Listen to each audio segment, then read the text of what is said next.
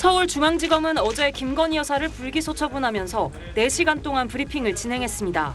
김 여사에 대한 압수수색 영장을 청구한 적이 있느냐는 질문이 나오자 최재훈 반부패 수사 2부장은 김 여사의 코바나 컨텐츠 사건과 도이치모터스 사건 수사가 함께 진행됐다면서 압수수색 영장에도 2개 범죄 혐의가 같이 들어갔다고 답변했습니다.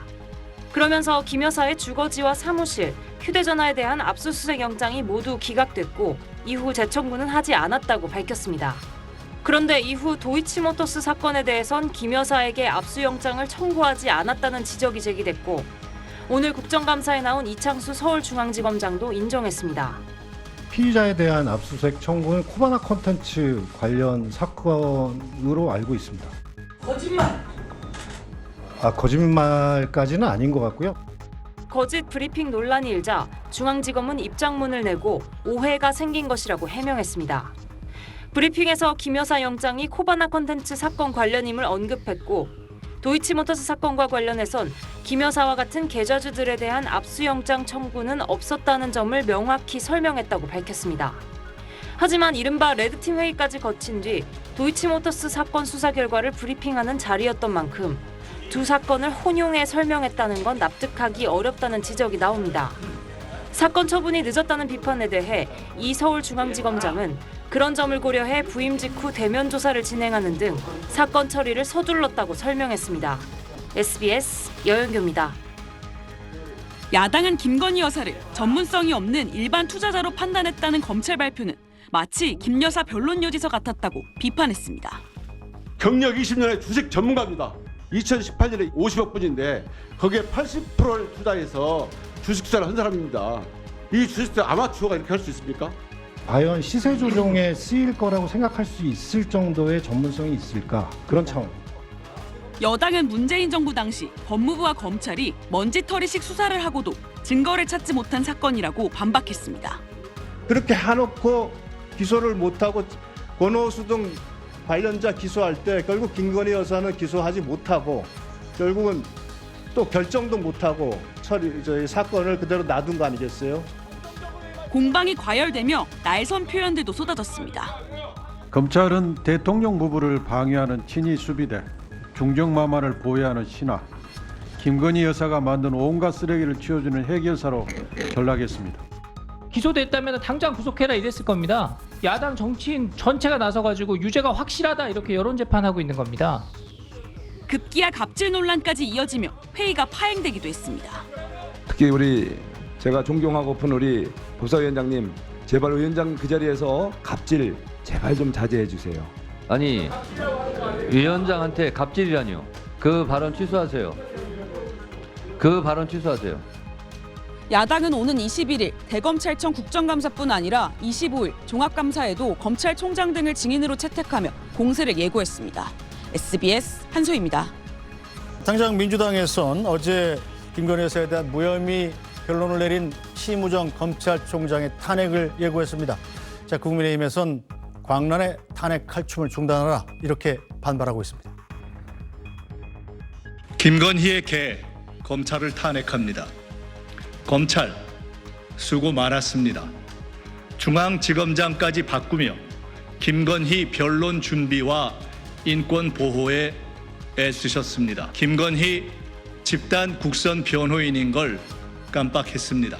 국민을 대신해 김건희 범죄 은폐 공범들을 탄핵하겠습니다. 심우정 검찰총장, 이창수 중앙지검장 등 직무유기 및 은폐 공범 전원을 탄핵하겠습니다. 검찰총장과 중앙지검장을 탄핵한다는 것은 사실상 검찰을 올스톱 시키겠다는 것이고 대한민국 사법 시스템을 마비시키겠다는 것입니다. 이재명 대표에 대한 법원의 선고가 임박해지자 이 대표 사법 리스크 방탄을 위해 민주당 의원들의 입법 폭주가 도를 넘어도 한참 넘었습니다.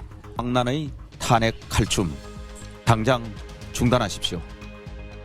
네, 자, 심우정 검찰총장, 이창수 중앙지검장 등 이런 분들을 전부 다 전원 탄핵하겠다 이렇게 민주당 김민석 최고위원이 얘기를 했는데 이거 당론으로 추진한다면서요. 이미 민주당은 4명의 검사를 탄핵 추진하고 있지 않습니까?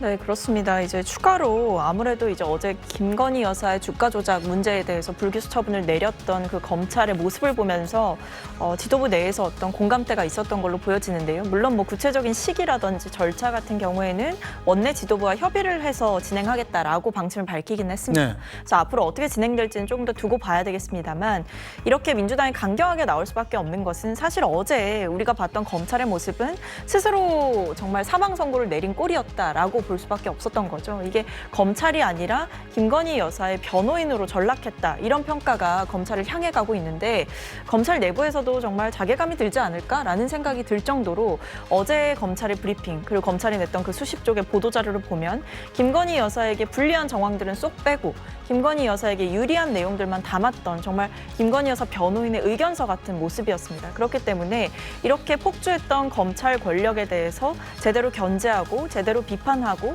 제대로 엄벌을 내리기 위해서라도 정치권이 발벗고 나서야 한다라는 공감대가 있었던 걸로 보입니다. 네, 자 손봉기 위원장 어떻게 보십니까? 추경호 원내대표 얘기는 이 대표 사법 리스크 방탄을 위해서 검사 탄핵을 남발한다는 건데요. 네, 정치권의 논리가 그대로 드러나고 있는 거죠. 이제 우리가 불리한 입장에 처하면 항상 상대에 대한 공격을 하는데 지금 대한민국 국민들이 가장 싫어하는 단어가 특검, 탄핵 이런 쪽입니다. 지금 2주 만에 벌써 수사 대상 내용 같은 경우를 8개에서 13건으로 지금 늘려가지고 하고 있거든요. 그만큼 이렇게 금방 늘어나는 그런 문제가 아닙니다. 그냥 마구 던지는 그런 특검, 뭐 탄핵 이런 얘기인데 그 당시 2020년 10월입니다. 그 당시에 추미애 법무부 장관이 분명히 검찰의 수사를 배제하고 시작했던 조사예요. 그 4년 6개월의 조사를 못 믿는다면 그건 검찰 자체의 존립을 부정하는 거거든요. 오히려 이런 민주당의 태도에 대해서 검찰 내부에서 야 우리가 이런 존재밖에 안 되나? 아무리 정치적인 목적을 이재명 방탄을 위해서 이렇게 검찰을 무시해도 되는 건가? 이런 자괴감이 더 나올 수 있다고 생각합니다. 부족한 부분은 분명히 검찰 수사에서 더 보완할 부분이 있다면 지적은 받아들여야겠지만 그 존재 자체를 무시하는 뭐 폭주 뭐 아니면 뭐 좀 적절하지 않다고 봅니다. 네, 알겠습니다.